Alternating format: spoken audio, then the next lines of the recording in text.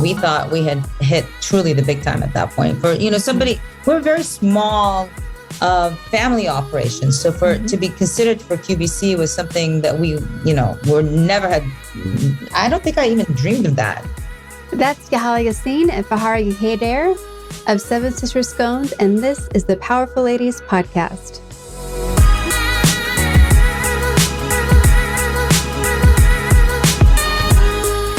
Hey guys, I'm your host, Cara Duffy, and in this episode, I am happy to introduce you to the two sisters behind the delicious Seven Sisters Scones company based outside of Atlanta, Georgia. From moving around the world, surviving civil war, having multiple career journeys, and more, these sisters never imagined working together or owning a bakery. In this episode, we discuss all of that, as well as what it means to be resilient, how to work with family, and why long-term business plans are not worth the effort.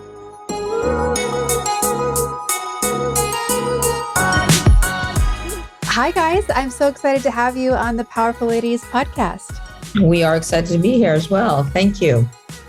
Of course, let's start. Please tell everybody who you are, where in the world you are, and what you're up to.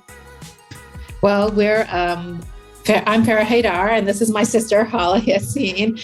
We are the co-owners of Seven Sisters Scones and Seven Sisters Kitchen out in Johns Creek, Georgia, which is a suburb of Atlanta. Amazing. And of course, everyone's going to know how they can get scones for the holidays. So can people go online right now and buy them before we even talk about the whole story? But yes, absolutely. You just go to www.sevensisterscones.com and you can ship them nationwide. You can even schedule a delivery. So if you want to do early Christmas shopping and just schedule it for later, you can do that. Perfect. Okay. So now that everyone's going to be online and looking at your delicious scones and everything else you have, let's tell everybody where Seven Sisters Scones came from. How did this all start? Okay. So it's a long story. Do you want to tell it? No, you tell it. I tell it enough times. All right. So Hala wanted a quick and easy breakfast for her husband. She used to be a chef, but then she became a psychologist, but then moved to Georgia, and she had her first child and decided to make this portable breakfast for her husband. And it was this beautiful cranberry orange scone. And then people started getting a hold of it and asking for flavors. And then, of course, the sisters got involved. Yes, there really are 7 of us. And each one of us had a request. I want chocolate. I want lemon poppy. I want this. And she kept creating all these flavors. So I came to visit her. I was living in Boston at the time. And all I saw was people walking into her house, grabbing a bag of scones and leaving. And I said, I'm going to start charging entry fees. We have to do something with this. So she ended up visiting. Most of the sisters lived in Boston at the time. She ended up visiting us. And the idea was born. The name was born. We all got together. And she was just like, oh, I'm going to prove this to you guys. It's not going to sell. You'll see. No, my thing was that if you had to pay for it, then you weren't going to want it anymore, because people always take free stuff. Yeah. So that was where I was coming from. So she did her first farmer's market and she called me and she's like, I made $100. I'm like, that's great. And she's like, I paid $300 to be there. I'm like, well, we got to fix that. But she ended up going from 1 to 6 farmers markets, and then, outgrew a shared kitchen and everything that we were in, and ended up opening doors to the cafe in September of 2015. But we were already shipping at that point. So it's kind of like, that's where it all came from. Yeah. Well, I think everyone's very curious about when you bring a business idea to Seven Sisters, that's not like a 5-minute meeting. No. Nothing's ever a 5-minute meeting with 7 girls sitting around talking. Never mind the meeting itself and what you're trying to figure out. It's all the side conversations that occur in the interim period too. Biggest mistake was my going to Boston to begin with.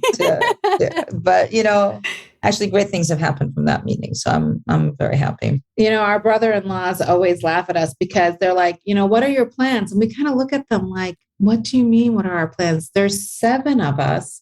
We're going to sit around and talk about life. And that's kind of become, it's actually printed on our boxes. We hope you enjoy these like we do, out on the deck with a cup of coffee, talking about life. So it's everything in the business actually is kind of inspired by that, our conversations and sisterhood. When you guys were 8 or kids, did you ever imagine that you would be in business together? Did you ever imagine that you would be, that Seven Sister Scones would be a thing? No. No.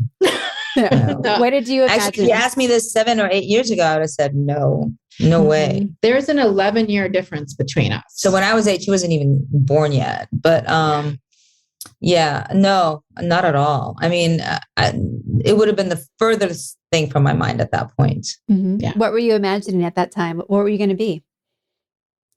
A doctor. I am a doctor, actually, but not that kind of doctor. No, I really was going to go into the medical field at that point. And then, certain things happened with life and I changed direction. And I actually went into the hotel restaurant industry for a bit and then changed my mind again and went into psychology, got my PhD in clinical psychology, became a psychologist, and then decided, to have kids and wanted something different in the interim period. And Seven Sisters was conceived at that point. Yeah, when I was 8, I wanted to be a lawyer. I was all about justice, merger, acquisitions, that kind of thing. I wanted the big corporate office. And then I grew up. And then it was like, I wanted to be a journalist and that didn't work out. So I ended up as close as you could to journalism without being in journalism. I was a marketing business major, got my MBA and did a bunch of corporate jobs and then decided to freelance for a while and then did this. Yeah. And did you move from Boston to Georgia to run this with her? Yeah. It's kind of weird how it all came together. So she, started going to the farmers markets. At the time, I was really settled in Boston. My husband was working full time and I was freelancing. And then she called me. She was very smart. She waited till I was under 9 feet of snow. She said, "Hey, do you want to move to sunny Georgia?" And like literally within the same week, my husband's job had gone completely virtual. And I was already completely virtual with my freelancing. And my freelancing, I had actually started to taper it off. And I was like, well, it's the perfect opportunity. And that's how it happened. We moved. Well, and I love hearing from both of the journeys we've heard so far that you never know what's coming next. You're going to have so many different careers and iterations of what you're doing and how you're spending all your brain power. And for families who are close, we can't help but like braid each other in and out of what we're up to. Absolutely. Like it never ends. Like this is a podcast I do with my sister. She's my audio engineer. It's because she moved to LA. I finally started it after talking about it for years. And when you come from a family where everyone's a little bit involved and you see each other's gifts, you're like, hey, you can do this. Hey, help me. Or, it just keeps happening. How are the other sisters involved today? Oh, they love to give their opinions about everything. No, actually, most of my other sisters are in finance, actually, now that I think in banking. And so whenever we need business advice in terms of, banking advice or things of that sort, they all step in. But they also have been phenomenal. Like when we did QVC and we desperately needed hands on deck, everybody took vacation time and came down and helped us. So whenever they're needed, they all find a way to show up. My sister, last Christmas, had a gazillion things going on in her life, but made time to come down for a week because she knew how desperate we were for hands on deck. So that's the beauty of it. It's they see the need, they know that they're wanted, and they just step up. Even with COVID, I mean, when all the PPP planning was coming out and stuff, sorting through all that, they would just call us and say, hey, this is what's happening in the PPP stuff. This is what you need to know. So they're really awesome. Well, let's talk about QVC because that is something many business owners dream of. How did that happen for you guys and how did it go? Well, we were approached actually initially to see whether that was something that we were interested in doing. And we thought we had hit truly the big time at that point. For, we're a very small family operation. So to be considered for QVC was something that we, were never had. I don't think I even dreamed of that. And so it was sudden. And so anyhow, we went through the interview process. They loved us. They loved the product. And then they told us how much they were going to order. And I looked at Farrah and I said, are you serious?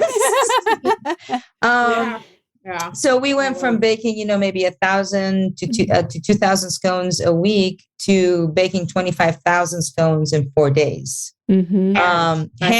By hand. We are My completely from scratch by hand operation.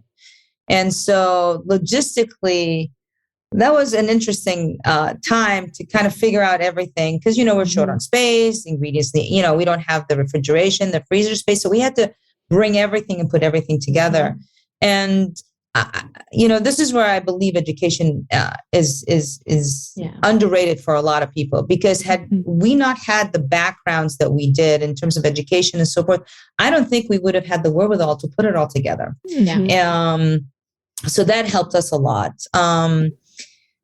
For me, it really was a dream come true. Will I ever repeat that experience? No. Hands down, no. Only because, honestly, this is nothing against QVC. We were very naive in how we did it. So the cost of the extra costs that we had to that we incurred to make this happen ended up not being beneficial to us at the end of the day.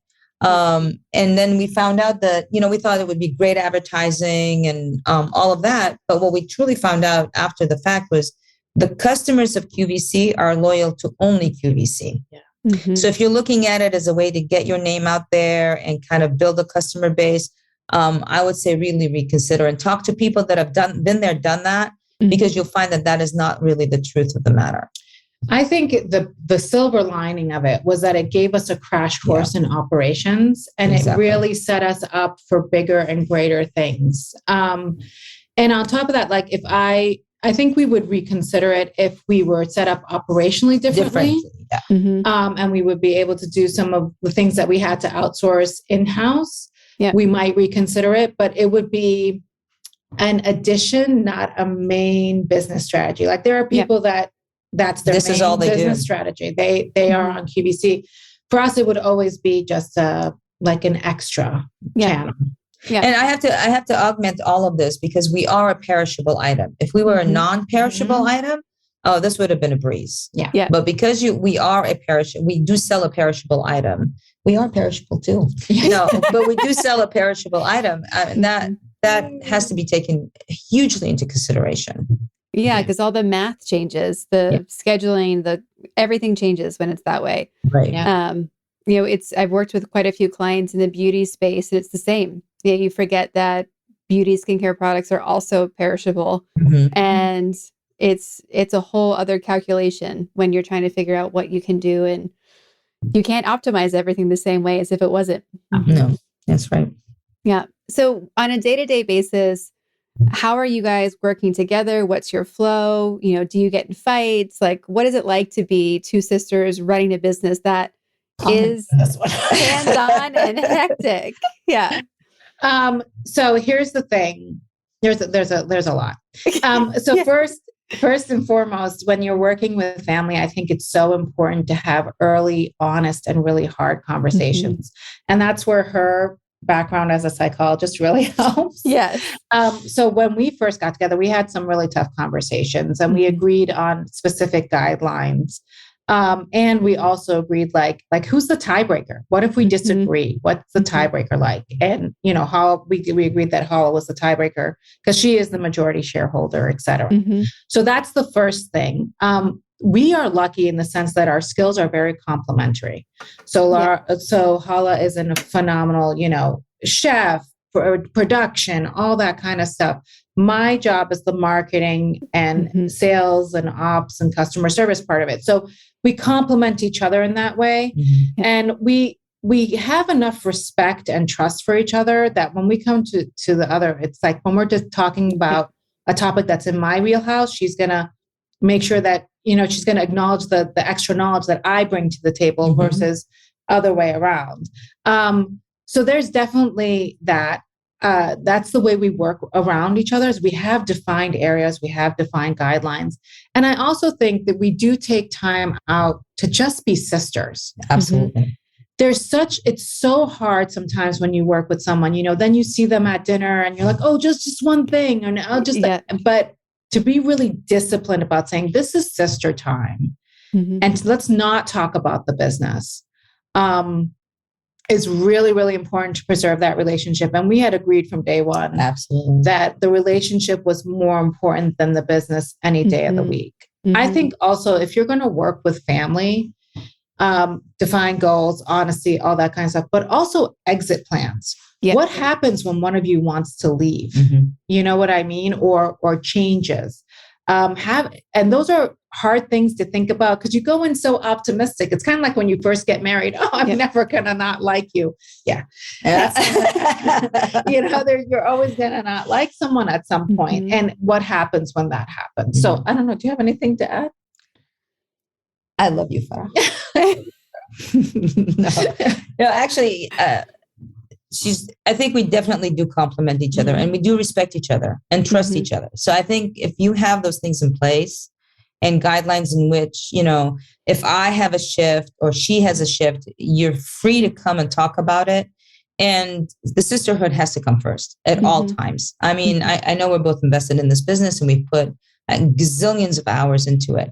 But at the end of the day, we both tell each other this all the time. Both of us can walk away and it's okay. And, you know, that's probably why it works so well for both of us. Yeah. Well, and speaking back to your PhD, right? I think everyone's trying to get back to respect and trust. And if you guys already have that, you're light years ahead of what most business partners are trying to figure out. Yeah. Yeah. And you have the advantage of the secret language that you can have with family members. Like, you know how to read each other. You know what's going on. You probably know each other better than you know yourselves, right? Well, one thing we definitely agreed on in the beginning was honesty. No matter how much it's going to hurt, at least I won't be second guessing what you're saying and you won't be second guessing what I'm saying. If we put all of the stuff that we have on the table on a constant basis, then there's no, oh, what is she thinking? What is she doing? Is she okay? Is she not okay? If she's not okay, it's her responsibility to come and tell me I'm not okay. And just as it is mine to tell her the same. I think that's why we have a really good working relationship. I trust that she's going to be honest. We also just like we separate our sisterhood, I think we separate also when we're in the Sconum, there's a sense of professionalism there, right? Like, yes, we do understand each other and stuff, but there's a professionalism. Like, I would never call her like a mean nickname or something in the Sconum, you know, like that. I see family members do that to each other. And I'm like, you know what, leave that at the door. There are employees, there's command, there's, you know, there has to be a certain amount of professionalism when it comes to the workplace. Yeah. And as you mentioned earlier, you guys had such great background in having business experience and having, you know, high level professional careers where you knew what that environment was like. It's really interesting. Oh, go ahead. Oh, sorry. I think we also come from, like, you know, we're originally Lebanese. We come from a background where we've seen a ton of family businesses and we've seen them go really wrong. I mean, like, and that was actually one of our fears when we first started. We're like, listen, we've seen this go sideways, you know, and we never want that to happen to us. So I think coming also from that background gave us an extra level of understanding in terms of what to avoid. Yeah. Well, I imagine with a business like you guys have, your customers are so important and you get such great direct feedback from them all the time. Sometimes a little too much. I'm only kidding. What does that mean to you? Like the regulars that are in the cafe, the people who order every year, who order regularly, like what does that mean to you guys? And what have you done to really make those relationships matter? Just like the relationship you guys have matters. Oh, wow. When I first opened doors, Farrah and I both were under the understanding that we're trying to create community. We come from a community of sisterhood, we both have extended families, friends. So that is essential, at least for me, and I know it was for her as well, to maintain. So every customer that walked into the door, we tried to create that whole, you're part of our family now, you know? We talk to people. I can't tell you how many lonely people are out there. Oh, yeah. We take the time to extend ourselves. I was telling Farrah today, actually, I called her in a panic today. I had an older lady call me saying she had not received her scones and she was wondering when they were coming because she had missed them. And the scones were a gift from her grandson. And it was part of a subscription. Anyway, long story short, in the context of her talking to me about this. I spent 10 minutes talking to her because she told me about her life and how much she enjoyed them. And all of a sudden she's like my best friend. And I'm thinking to myself, I've got to figure out how to get this next shipment of scones to you now. But that's how it feels. It feels like it's personal because you look somebody in the eye and, I spent 20 minutes today talking to a mom who had just put her son in residential care for various different reasons. I don't need to do that. You need to, but we extend ourselves. Those are small stories. This is stories that just happened today. These are regular stories that happen with us. So when people walk in, customers that have been coming from day one, they feel like they're coming in home, that they know it's kind of Cheers. Yeah. Yes. Where everybody knows your name kind of thing. They really do. And they have these special orders. We say who it's for. Everybody knows what they're, asking for without even having to write it all down. But I think it's that personal touch. It's that saying, hey, I recognize you. I know who you are. How is your, son doing? How is your daughter doing? The fact that we remember little different things about people. Honestly, that's building community for us. And that's what's kept us going and kept people coming back. And we extend that online too, in the sense, like every time an order comes in, we'll call someone if they have, like, let's say Merry Christmas and it's shipping out next week. We'll call someone and say, the message says Merry Christmas. Are you sure you want it to ship out next week? And they're completely floored that we did that. But it's a conscious choice to not just be acceptable and do what's asked of us, but rather to deliver an experience to the customer that they really appreciate and enjoy. And I'm really hoping we can continue to scale that. So far, we've been able to do it. But we had a customer commission a chicken, like cock-a-doodle-doo. And from China, because we had fulfilled so many of her customer, she had gifted, et cetera, et cetera. So I think it's just a matter of, I always harken it back to the fact that we've lived in a lot of different places, and she was born in Lebanon, lived in Africa for a while, and then we moved to the States. I was born when we were in the States, and then I moved back to Lebanon. Then we were in California, and then we were in Boston, and then we were it's just been like, and every place we've gone, we've landed, we've tried to create this sense of community and family. So it was just a natural that when we opened the store, we do that as well. Yeah. We moved my entire life as well. And I think there's something about, people get so afraid to move their kids around. And I'm like, why? Like, you learn how to meet people. You have to generate community yourselves. You just, okay, we're new. Let's create it. If you want it, you create it. We just did we're in currently a month of customer service for my group coaching. And we just had a workshop on it, and we were talking about, I'm so glad you reinforced it, like why these relationships matter. We think customer service is telling someone when it's shipping, but no, it's the relationship piece, right? Like there's transactional customer service, and there's the kind that dazzles and wows customers. And you guys are exactly doing all the dazzling and wowing. So it does not surprise me that you have loyalty and commitment, and, it becomes a full circle love language at that point, because you're giving so much and getting it back. Absolutely. Yeah. So of course, inspires us. Oh yeah. Say that again. I said it definitely inspires us to do better. Yeah, because you realize that people are watching and holding you accountable, not just for delicious food, but also everything else that comes with it. Definitely. So you guys, I'm sure, are very well versed in what it means to be surrounded by lots of powerful ladies. Yes. In addition to your sisters, like, how else have women impacted your life and gotten you to where you are today? Oh, wow. So here's an interesting twist to that question for you. Okay. So my mom was a very traditional, quote unquote, Lebanese woman in so many ways, and so untraditional in so many other ways. And growing up, having kind of that, both energies playing, you kind of get a little confused. I'd never really understood her until I was much older, in terms of the power she really had and the power she imparted on us in terms of, be yourself. You can do, push yourself harder, work harder, reach for the stars. So I think as a young individual, I didn't realize how important that was until I got to be a parent myself, actually.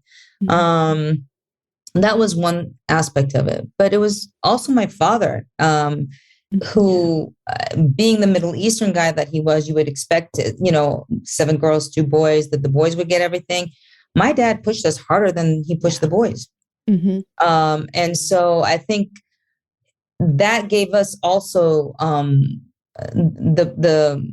I want to say the net from which to launch, knowing that no matter how high we flew, if we fell, there was always something there to catch us. Between the both of them, I think we all grew up thinking we could reach for the stars. So I think that would be the first powerful kind of display of relationship, at least from my perspective, growing up. And then I had a lot of women mentors in my life. I was very fortunate I still remember Mrs. Williams from high school, who adored and celebrated Shakespeare every day and talked about Shakespeare. But she was such a phenomenally powerful woman in her own right, and kind of imparted that. Marianne, another friend of mine, another teacher, actually. I've had so many people in my life be great. And I'm talking individuals, day-to-day individuals, not, anybody famous or anything like that. Those are the people that I'm thankful for, because as a woman, they showed me that I could be bigger and greater and not be scared of the power that's within me. Yeah, I think mom was such an inspiring example in a lot of ways. And again, I think as I grow older, I appreciated her more and more and more. This was a woman who, finished 9th grade and was considered highly educated for her time. Who wanted to continue, by the way, but in those times, women didn't, women didn't need it. They didn't need it. Her job was to get married and have kids. And she did get married and have kids. And then she led, 9 kids around the globe. Massive moves, from Beirut to London to Nigeria to US. The US. So, and she did it all with this, militant organization that was amazing. So, and then, I remember one of the great moments of my life was when I decided I was 19, I was living in Beirut, could have had a very comfortable life. And I decided to come back to the US. And I thought my mom would really resist. And she was the one that actually looked at me and said, "You're never going to be happy here." And she paved the way. And that was such a lesson in teaching people how to fly, like letting people go when they need to. And I've also had some really super inspiring. I think I grew up, between 9 and I would say 14. We were in the Civil War in Lebanon. I was 85 to about 90. And, I went to ACS, which is American Community School. It's an expat American school. Obviously, there weren't a whole lot of Americans there at the time, but the principal was this American woman. Remember, she was like 6'2", blonde, blue-eyed, completely American, had married a Lebanese man, decided to stay. And this was a woman who had the Syrian army at her door saying, "We want to take over the school and use the space." And she negotiated a way to have them only take a part of it so she could keep the school open. There were so many inspiring, during that time, I think, a lot of Lebanese men traveled because there wasn't a way to earn money in the country. So a lot of times when things would shut down, for some reason, every time our mom left the country, the airport would shut down, and we'd be all with my older sisters, who, poor things, had to manage everything, including us. Like I was 10, 11, they were in their early 20s. But it was the woman that kept things moving and operating and kept people safe and going. So there's been so many inspirational women along the way. And I truly believe we don't realize how much our everyday life is affected by women. Yeah. There was a whole conversation we had the other day that was very provoking, because this woman was in her late 30s. She's been a professional her whole life, hasn't had kids yet. And she goes, "I'm a working female professional. I'm so glad that I have the right and the access to get a job and provide for myself." She goes, "But I think we missed the mark when all women started working of everything we would be losing that we had to like cover for. And I'm like, yeah, like we're never giving women credit at all for how much they've handled, taking care of kids, taking care of elderly family members, just taking care of all the volunteer opportunities. There's like a breakdown, at least in my community here, of having enough volunteers at all the organizations in the community, because typically volunteers would have been mothers who are at home and now they're not. And now they have so much else on their plate. Like that's the last thing that's available. So I totally agree with you that there's so much that women do every day that they're not getting credit for. And, it's changing people's lives, and speaking to both of you and how the education experience you've had that's allowed you to be successful in your business. There was I used to live in Boston, and we were having a conversation because it was controversial at the time when Harvard was debating like having requirements for after you graduated from medical school, how long do you have to be providing your services for the degree you have? Because people were getting upset that women were becoming doctors and then not practicing. Yeah. And they're like, yeah, but what? Like, you can't lose what goes into your brain. It's going somewhere into the community. Absolutely. You know what I think the real challenge is, Kara, is as we've redefined the roles of women and expanded opportunities for women, what we haven't really redefined is the role of men and other people in society. We've kept that stagnant. Yes. But the truth is that it's a yin and yang. As we mold and change, they have to mold and change. And we're seeing that now. I mean, much, much more. Like I look at some of my peer group where women are the main breadwinners in the family. So you know what? The man's doing pickup. My husband, volunteers. Like, there have been times when I've signed up for volunteering and then it explodes at the bakery and I call him, I'm like, you got to take my place. And he would walk into these spaces and these women would take pictures with him and send it to their spouses saying, it's time you did this. But we're seeing more men volunteering and we're going to more flexible work schedules, and maybe this hybrid work from home that COVID has inspired will help with that. But I think that until we redefine how men are allowed to operate in our society and what's expected of them, it's not enough to be the little league coach anymore. We're going to continue to put all this on women, and it's just going to continue falling apart. Yeah. Because I think the quote recently was like, the women's to-do list has never gotten shorter. It's just gotten longer. Yeah. So. Absolutely. Yeah. Absolutely. When you were both growing up and of course, traveling the world and having your sisters and, having these dynamic parents, what did you hope for yourself in your futures, and how have you fulfilled those wishes as adults? You go first. Difficult questions here.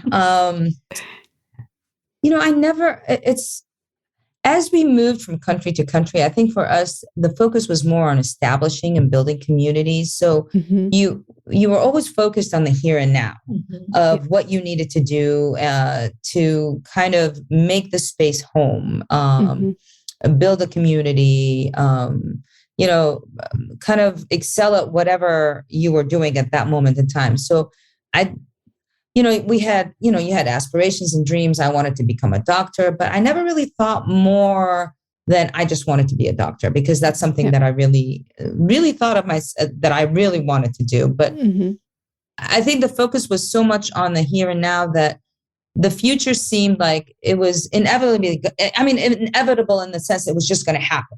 Right.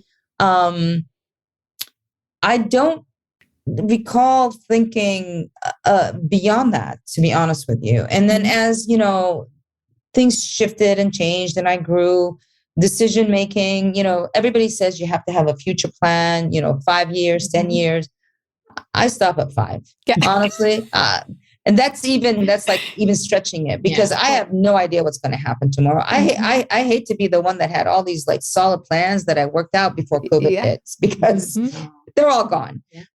So I just say live in the moment. And that's been truly, you have to plan. It's not that you don't have to plan for the future, but not the way I see people planning. Like, I'm going to do this and I'm going to go this and I'm going to do that. I'm like, pivot and change and pivot is a must. Otherwise, you're just going to fall apart, kiddo. Go for it, And I think what I see in this generation coming up is the fear of pivot and change. There's such high anxiety about what's next for them.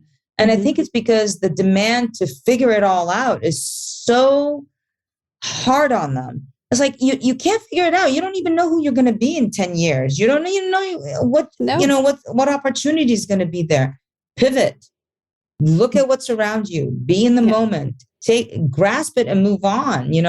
I couldn't foresee QVC happening. I couldn't foresee the Today Show happening. I couldn't, so I may have planned and done, but the reality of it is you put seeds and you hope that they, plants come out, and sometimes you grow a tree, sometimes you grow a bush. Just hope for the best. And I think I don't know if that answers your question, but that's always how I've been. No, and I'm so glad you said that, because it makes I feel so bad for other entrepreneurs who are like, I haven't gotten past a business plan. I'm like, throw it away. Yeah. Throw it away. Yeah. Like, you need a to-do list, not a business plan right now. Like, people get so stuck. And speaking to young people, I've had so many young people be like, help me find my purpose. I'm like, I don't think you can pay anyone to help you find your purpose. But I'm like, go do anything. Like, literally go do anything. Because I think we forget, as you said, being present, there's so many options right in front of us that we're not looking at.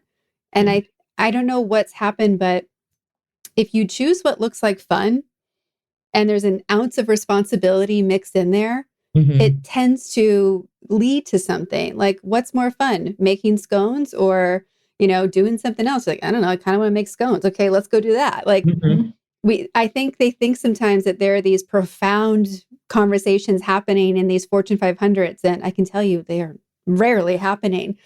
So it's like, what makes sense? What do we need to do now? Like, okay, like there's too many steps to look at all of them at once. Right. Yeah. It's funny. Like, I think from a very young age, I was always very ambitious. My mom tells this, used to tell this great story about me, that she's like, are you going to take care of me when I get older? And I said, no, I'm too busy. I'll be too busy. I was like 5. But so I was always highly driven and ambitious. But then, in my teen years, I was growing up in a civil war, and it was, everything was chaotic and changing all the time. So that gave me, the silver lining was it gave me flexibility. And then, I was really driven, and I put myself through BS and then an MBA, and it was like all this corporate track. And I took my first corporate job, and I said, oh my God, this is not me. And I think that sometimes, for me, when people are highly, very driven or very intellectual, they forget to sometimes just check in with their gut. You know what I mean? Because I remember when I took that corporate job, I was actually, after my MBA, offered 2 jobs at the same time. And my gut was telling me to take the other one. But, the logical, this is the plan part made me take the first one. And it was, I don't know if it was the wrong decision, but it definitely didn't end up working out. And that was the job that made me say, I'm going to go freelance for a while and figure life out. So yeah, I think that sometimes, just having a loose idea of what you want to do and then seeing what comes up, because sometimes, and people forget this, they always think that if they don't have a plan, they're going to fall on something less. And they forget that sometimes the universe offers you something more than you ever could have thought possible or dreamed of. Yeah.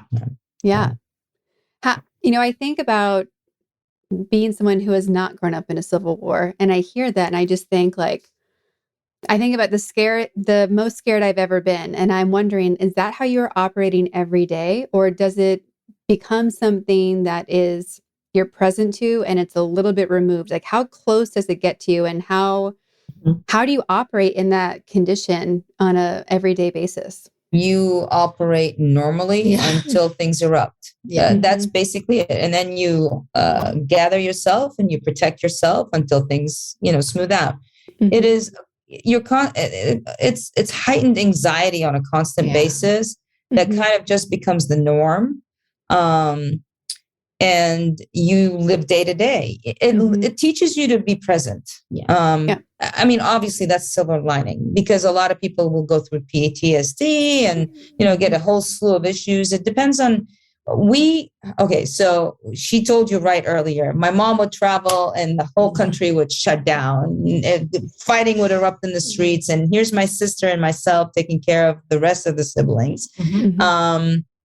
And so what we would do is, because, the fighting was down the street, bombs, you could hear bullets, bombs. We would jack up the music, start a dancing session, play Monopoly. And, we would be in a place that was safe, well, as safe as possible. And then we would just enjoy the 3 days that we were locked up.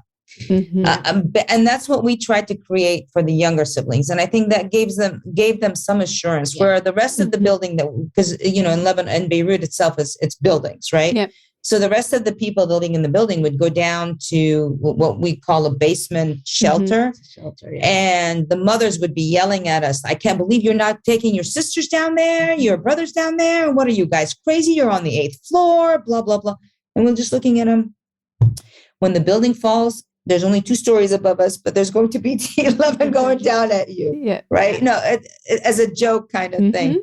But for me at that point, it was about trying to create some normalcy in all the chaos that we were constantly surrounded with, because you never knew who was going to fight with who was going to do this. So nothing was safe.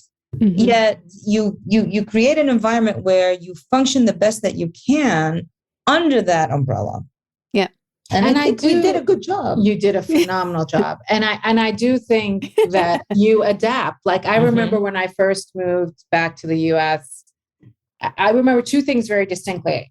I went into the supermarket and I wanted ketchup, right? And I'm standing in front of this aisle and all I see is these ketchup bottles. I'm like, how many bottles of ketchup do you need? Like, how many varieties? Like, just in Lebanon, we had 2, Heinz and Libby's, and that was it. And, so like the amount of varieties, you have to adapt to having, more and more abundance, but also you have to adapt. Like, I remember the first time I made an appointment with someone, they were planning like 3 or 4 weeks out. And I'm like, who knows what's going to happen? Are we going to be alive in 3 or 4 weeks? Like, what do you mean 3 or 4 weeks? But you adapt. And then, I think your nervous system just gets used to the fact like, oh, it's safe here. And you heal and things, go back. And then there are things that trigger you. Like, I got to admit, when COVID happened and my kids were home, that was about the same age that we went through like a major part of the Civil War. And I was home, remote schooling as well. And I'm like, I left Lebanon, so my kids didn't have to go through this. And now we're here again, which just goes to show you can plan as much as you want. But what's going to happen is going to happen. And I think the greatest thing, the greatest gift, and the greatest silver lining that I learned from the Civil War is people rise. And I tell this to people all the time, especially to people at the, Scone, some of the younger kids. And they're like, but I don't know if I can do it. And I'm like, you will rise to the occasion. You will always rise to the occasion. And as long as you believe that, you'll be okay. And that's, and I think that's also why we didn't look at the QVC thing and go, there's no way we can do it. We said, we will rise. And we rose. And that's just, I think the greatest gift you can give anybody is telling them that. Yeah. And I think when leaders ask me how to manage people on their team, we have to come back to that, because no one ever gave us extra training. No one ever even showed me where the bathroom was half the time at a new job. So there's so much power in giving people figure it out. Yep. Like there's this approach of having to like teach everyone everything and let me show you all the things. And I'm like, no, like you're hurting yourself and your team because you're not letting them rise that way. It's like the joke of like, what course can I take to get more confidence? I'm like, you can't buy it. You can't buy it. Like, well, go do something that scares you. You stifle their creativity, right? Exactly. You hired this person because they had something. Like a lot of people are qualified, but you hire that person because they have that spark. Mm-hmm. And if you sit there and dictate to them how they're going to do every single little thing, you don't let them bring their own zhuzh to the table, right? Yeah. Their own special something. And actually, I follow Jesse Itzler and Sarah Blakely a lot, and they have this great thing where they ask people, if you didn't know how to do your job, or if no one told you how to do your job, how would you do it? Mm-hmm. And I think that's such an empowering and great question. And it inspires so much innovation. Mm-hmm. It's really like just the way to go. Because people are smart and capable if they're given the space to do those things, right? Yeah. So as we're going into 2022, what are you guys excited about for the business and for yourselves? Well, okay, I just became an empty nester. And all the talk about all the drama and the sadness and stuff like that, I adore my kids, but it feels so liberating. I dedicated many, many years towards, their caretaking and so forth. So now I feel like, oh, this is the opportunity for me now to do kind of all the things that I've set aside because I wanted to be a very available parent to my kids and all that. So I feel like the world is kind of shifted a little bit where opportunity is like everywhere. So there's that aspect of it on a personal level. On a business level, we're in the process right now of looking at the whole business model and trying to figure out exactly what we want, where we want to go next. And so we've decided not to just keep everything open. And then at the end of this year, we're going to sit and we're going to talk it through and kind of look at what's working, what's not working, do shifts, changes, so that when we hit January, it's kind of a new and improved Seven Sisters Scones / Seven Sisters Kitchen. Yeah. So it's nice to feel that anything's possible. I think that's where I'm at right now. It's like the world is my oyster, and I don't know if it's because somehow, we've been kind of so contained with COVID and everything that it feels like it's almost there. I can almost feel it. But that's where I feel right now. It's like the world is just about anything can happen. Yeah. So my kids are still at home, so I don't have that personal thing. But I am excited to see where they go, but I'm nowhere near that. Anyway, so what I feel like I'm really excited to see where the business will go, because I do think that COVID rearranged the game, especially for us. I mean, we were kind of lucky that we had this shipping arm. Absolutely. Right. And then COVID hit and our retail traffic tanked and our catering disappeared, but our shipping arm really took off and we were just in the right place at the right time. And that's really rearranged how we do everything in the store. And I'm excited to see where that puts us next, so that's what I'm excited for in 2022. Yeah. I call it the year of reinvention. And that's really what I'm calling it for me. I call it freedom. Well, and I see a theme, right? For all the businesses who made it through 2020 and they're bouncing back now in 2021. And everyone is feeling that itch to, either balance getting more thriving happening of like the business working and their lives working, or really dedicating to the next level. Because sometimes the next level isn't easy, doesn't mean working 10 times harder. No.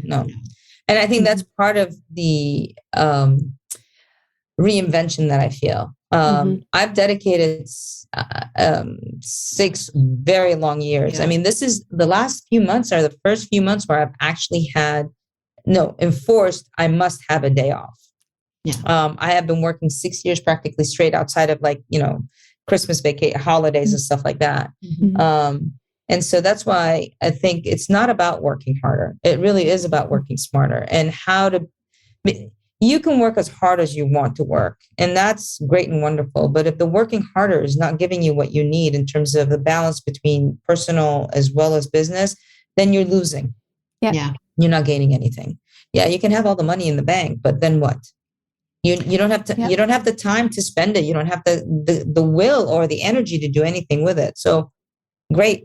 Kudos to you, but I think right now the focus is on that balance for me. And you know what? I think this new generation, they really enforce that. And I have to admit, it's very inspiring. Like, I come from Gen X, you're a boomer Gen Xer.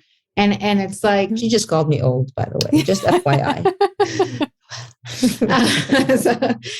So we come from generations that 60, 80-hour weeks were just the norm. Hustle was the norm. But this new generation where they're like, why should I hustle so hard if I can work half the time and still have a life? And it's like, you know what, you're right. Because now I'm looking at it and I'm like, I don't know, the hustle is great, but you got to have a life at the end of the day.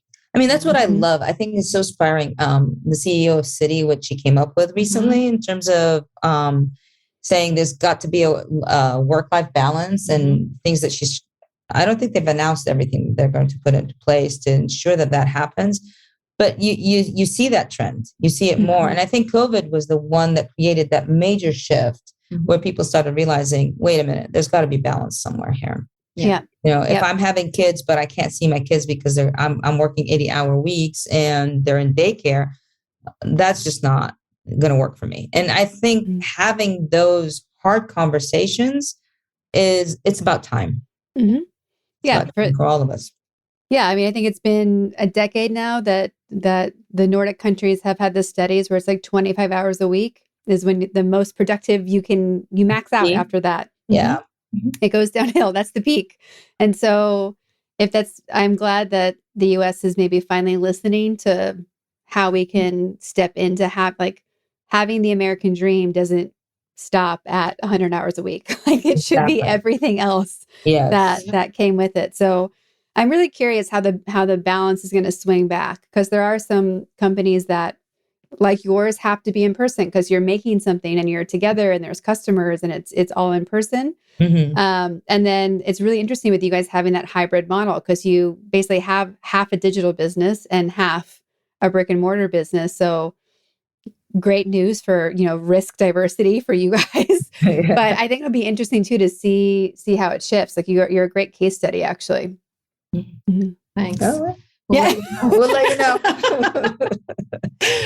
Well, this community is very big and loves to help each other. So I would also like to ask guests, is there something that you guys are looking for or need, big or small, that we can put it out there and maybe somebody in the Powerful Ladies universe has or knows?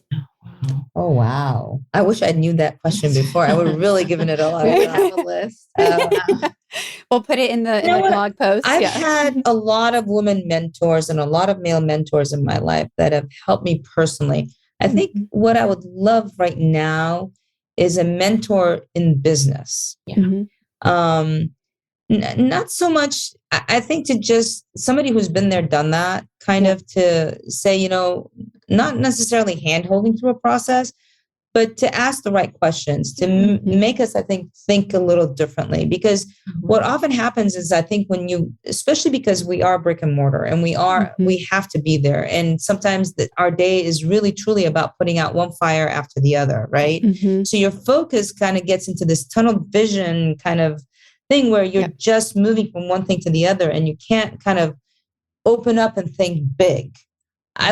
I think the one thing that I would really love right now is somebody to step in and say, hey, I love your story. Let's talk. Let's see where you guys want to head. Let me ask you a couple of questions here. Let me get you thinking. I think I would love that right now. I would love that too. Someone who really knew the industry and knew where it was going too. Yeah. Because honestly, if somebody told me when I first started this business, all the little minutia of details, I promise you, I would have said, thank you. See ya. I'm out of here. Yeah. Which is great. I mean, I think it's nice that you don't know it because I think very few people would actually do it if they did. But it's been a wonderful learning experience in that. But now I think I'm looking for something richer, bigger. And that's where the mentor, I think. I mean, yeah, no, would you agree? 100%. I would absolutely love that. Because I think, I think we're great in terms of strategy and stuff and we execute perfectly, but it's just, well, maybe not perfectly, but very well. But we look good. That's the important part. We always someone actually called me yesterday. He placed a corporate gift order and he's like, I just want to let you know, I'm in digital marketing and you guys look really huge online. I'm like, yeah, that's the point. We don't disappoint, but we try not to, at least. Very hard.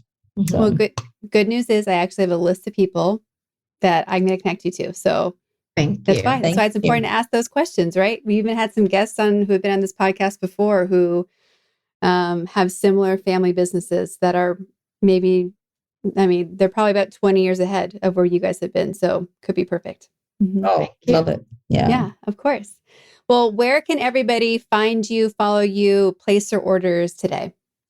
Sevensistersstones.com is the best place to find us. If you're in the Atlanta area and you want to check out the cafe, it's just the number 7, skitchen.com. But online, we're Seven Sister Stones everywhere, whether it's on Instagram or Facebook. Those are probably the best 2 socials to follow us on. And yeah, we're very easy to find. If you just go Google Scones Atlanta, you'll probably find us too. Yeah.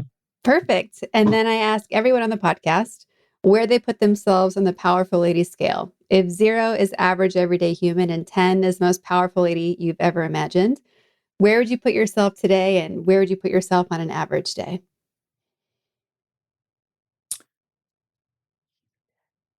Oh.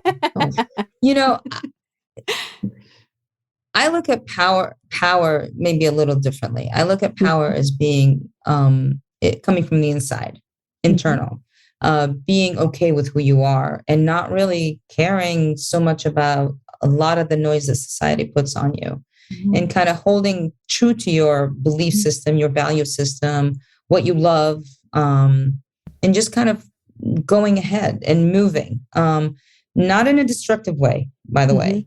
Rather a building way. I think the more you build, the more powerful you are. I tend to find a lot of power comes from divide and conquer, especially in this culture, where had we just stopped and looked at power stemming from, or at least told people, the more you build, the more powerful you are. It would be a very different society today. So I look at power, powerful women from that perspective. So I would say I'm at about 5 or 6.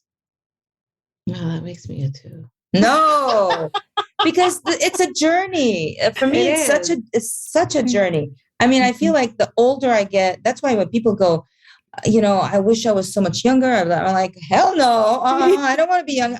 All this I have today is because of my experience, because of my age. Yeah, my body may not function the way I want it to some days and blah, blah, blah. But you know what? This is more important to me than anything else. And I still can't power walk with her. I don't even listen to her. I'm like, half a mile in, I'm like, you know what? I'm going to go get my coffee. You could just no, but the thing is that it really is something I feel like is a journey. And I hope at the end of my journey, whenever that may be, I can come and tell you, you know what? I think I'm a 9 or a 10. Yeah. That's my hope. That's my hope for the future for myself, to come to that place. I would put like at a 2, 3, like just because I'm similar to her in the way I see women. I see women's role as so sacred in society, and highly undervalued. But I think that every year I discover more and more and more about how much I have to kind of integrate and really listen to. That's been one of my great challenges in life, is listening to my own internal wisdom, my own internal, not being so externally focused. And that's something I'm continually working on. I'm getting better. At least now I know when I'm like externally focused. It still happens, but learning how to integrate that and really have just be, and feel the worth in that is something I'm working on. So I would say I'm a work in progress. Yeah. And some days I fail miserably, but most days I think I'm okay. Yeah. It's all about the resiliency, right? Absolutely. Just keep going. Well, it has been such a pleasure to talk to both of you. I love your stories. I cannot wait to be ordering my box just after this is recorded. But you guys are lovely, and I hope to have you on again. Thank you very much. You have a great day.